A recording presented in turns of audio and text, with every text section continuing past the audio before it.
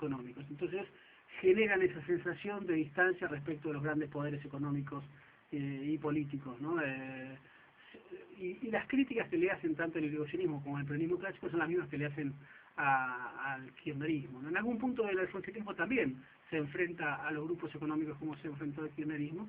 Lo que pasa es que nos olvidamos un poco, pero si uno recuerda el discurso de Alfonsín en la rural, en Washington enfrentándose a Reagan, si uno analiza cómo se enfrentó también con los formadores de precios, por la hiperinflación, con aquellos que intentaban plantear el programa económico de la Mediterránea a través de Domingo Felipe Carvalho, y Alfonsín se tuvo que ir del gobierno antes por errores propios, pero también claramente por una conspiración en términos no demasiado, no quiero ser demasiado persecutorio, no tengo una manía persecutoria con esto, pero sí es cierto que Alfonsín se retira antes en función de un saboteo constante por parte incluso por parte de los sectores ligados al peronismo, ¿no? Como la CGT.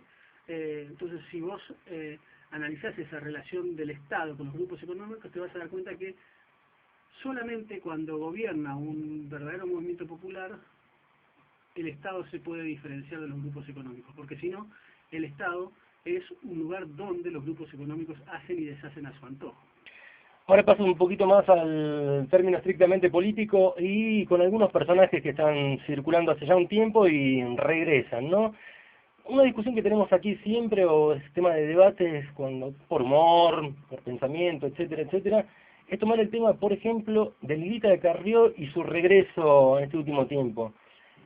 Uno a veces dice, bueno, concentra una parte importante del poder, cada vez menos, como lo hace hasta Mirta Legrand el otro día en la tele, pero piensa si realmente sus dichos son trascendidos por el poder de Clarín en este caso, o está fuera de sus cabales, o como dijeron alguna vez, hay algunos patitos fuera del lago. Uno no puede analizar la política en función de la psicología personal de un liderazgo. Lo que sí puede hacer es analizar esos dichos, ¿no? Y a mí me parece que ocurrió algo interesante en la política argentina, que por primera vez un gobierno corrió por izquierda y le marcó la agenda a los demás por izquierda. Entonces tuvieron que, para ocupar ese espacio, tenían que irse o a la ultraizquierda o pasarse a la derecha.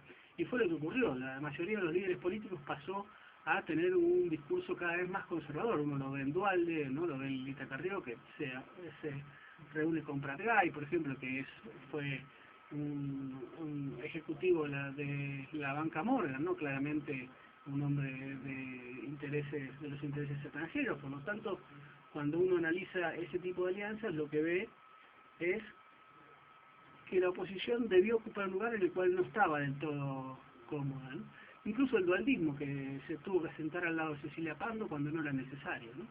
Una de las cosas más extrañas que me pareció también, no en lo personal, sino a muchos de los que estamos en los medios, en las últimas posiciones de estos años de Pino Solanas, ¿no? Uno puede criticar a cualquier gobierno hasta dentro de lo normal, de lo lógico, etcétera, pero una posición de oponerse absolutamente a todo y de sentarse justamente al lado de sectores del poder que incluso están históricamente en contra de las posturas que supuestamente defiende Pino Solanas. Pero ¿Qué pasó ahí? Pino Solanas lo está pagando, porque lo está pagando con el vaciamiento de la militancia, ¿no? Hay un gran sector de la militancia del Proyecto Sur que está pasándose a la Cámpora, al movimiento Evita, ¿no?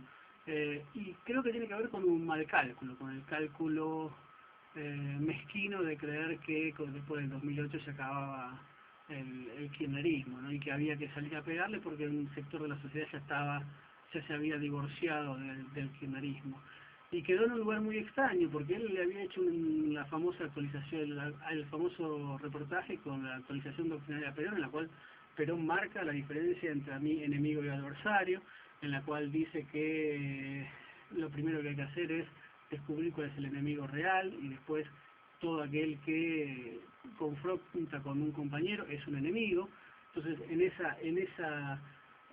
esa entrevista, Perón cita a Mao Zedong y habla de la lógica, no solamente de amigo-enemigo, sino la lógica de que la ultraizquierda termina ayudando a la derecha, y Pino Solanas no aprendió eso, no aprendió no aprendió las lecciones que le dio Perón cara a cara. Es una verdadera pena, porque yo creo que el rol de Pino Solanas era traccionar al gobierno por izquierda, es decir, obligar al gobierno a tener medidas realmente que tuvieran un color o un tono más progresista. Sin embargo, decidió ponerse en la vereda de enfrente y en vez de colaborar, participar y pertenecer a la oposición, cuyo expresión más grotesca fue la ley 125, ¿no? En la cual él estuvo al lado de la sociedad rural o estuvo al lado de los poderes concentrados en Argentina, ¿no?